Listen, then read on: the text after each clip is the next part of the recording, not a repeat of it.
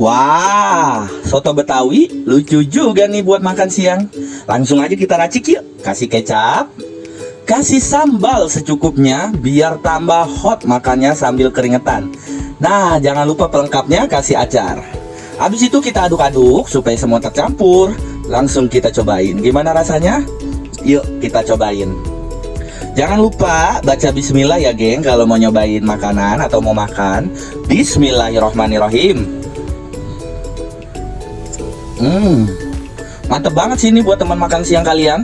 Kalau bingung mau makan siang apa, soto Betawi bisa jadi solusi loh. Soto Betawi Haji Hasan ini letaknya ada di Kalideres. Kalian bisa langsung buka Google Map, cari soto Betawi Haji Hasan. Kayaknya ini legend banget, soalnya pas jam makan siang ramenya minta ampun. Yang gue makan ini soto ayam. Ada 3 pilihan daging, ayam, sapi, dan kambing. Silakan pilih sesuai selera kalian.